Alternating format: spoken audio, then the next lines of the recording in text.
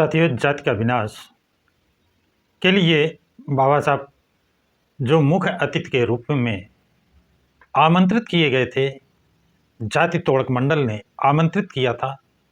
ये जाति मंडल तोड़क समिति क्या थी और इसमें संतराम बीए का क्या भूमिका थी, ये आगे जो पत्राचार का बाबा साहब डॉक्टर भीमराव अंबेडकर और जाति तोड़क मंडल के बीच में जो पत्राचार का उल्लेख करूंगा, उनके व्याख्यानों का उल्लेख करूंगा, तब आपको महत्व पता चलेगा।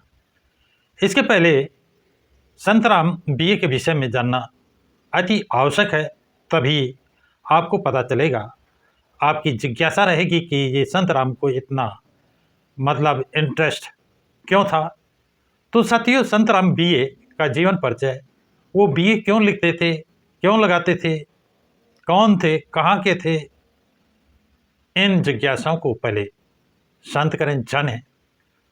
तो संतराम बीए जाति तोड़क मंडल के एक संस्थापक सदस्य थे।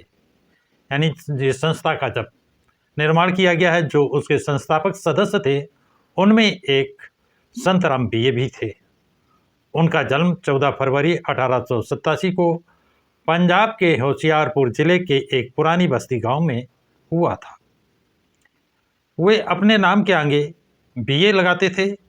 ऐसा वो जाति सूचक उपनाम को अस्वीकार करने के लिए करते थे। यानी जाति का विनाश, मतलब जाति ना लगानी पड़े, जाति का खत्म करने के लिए उन्होंने जाति ना लगा करके बीए लगाया। वैसे उनकी खुद की जाति कुम्हार थे, कुम्हार जाति के वो थे। सीताराम के अनुसार उनके गांव में कुम्हार जातियां बर्तन नहीं बनाती थी, क्योंकि कहते हैं कि कुम्हारों का काम बर्तन बनाना है। लेकिन संतराम कहते हैं कि उनकी जातियां, उनके गांव में उनके जात के लोग बर्तन नहीं बनाते थे, बल्कि वो क्या करते थे, व्यापार करते थे। वो सब व्यापारी थे। संतराम के पिता अपने गांव के पहले ऐसे व्यक्ति थे जिन्होंने अपने बच्चों को शिक्षित किया। यानी संतराम के पिता को श्रेय जाता है उस गांव में कि उन्होंने सबसे पहले अपने बच्चों को शिक्षित किया, संपत्ति बनाई और प्रभावशाली व्यापार खड़ा कर दिया। छोटा मोटा नहीं, बहुत बड़ा उन्होंने व्यापार खड़ा किया था। संपत्ति और व्यापार के सिलसिले में वो मध्य एशिया तक गए। यानी सिर्फ भारत में ही सीमित उनका व्यापार नहीं रहा, मध्य एशिया तक वो व्यापार के सिलसिले में गए। मध्य एशिया तक वो व्यापार करते थे। संतराम की शादी 12 वर्ष की आयु में एक अशिक्षित लड़की से हुई। कितने वर्ष के संतराम थे? 12 वर्ष के। जिस लड़की से शादी हुई वो शिक्षित नहीं थी। उन्होंने इस लड़की को पर्दा प्रथा से मुक्त करके पढ़ना लिखना सिखाया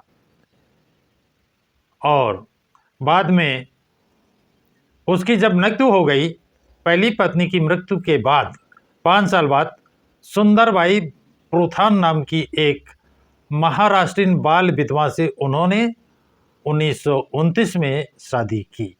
बाल विधवा कहाँ की थी? वो महाराष्ट्रीयन थी, उससे उन्होंने शादी की। ये शादी 3 कारणों से अत्यंत महत्वपूर्ण है। क्यों? वो 3 से कौन से 3 कारण हैं, ये भी जान लीजिए।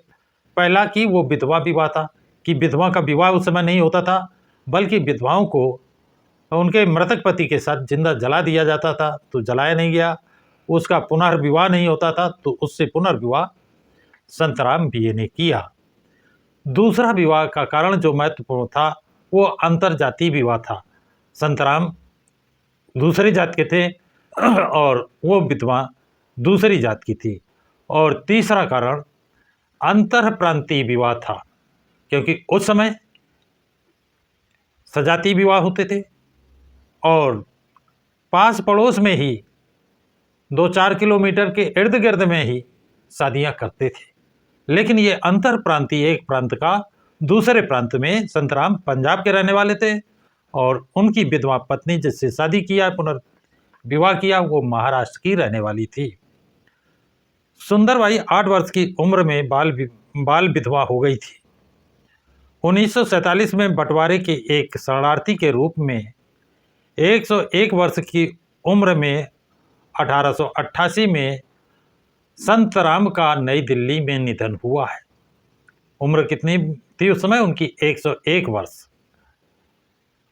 जात पात तोड़क मंडल के साथ अपने पत्रों के आदान प्रदान के एक प्रसंग में अपनी प्रस्तावना में डॉक्टर अंबेडकर संतराम को मंडल की प्रेरक आत्मा और अग्रणी प्रकाश पुंज के रूप में याद करते हैं।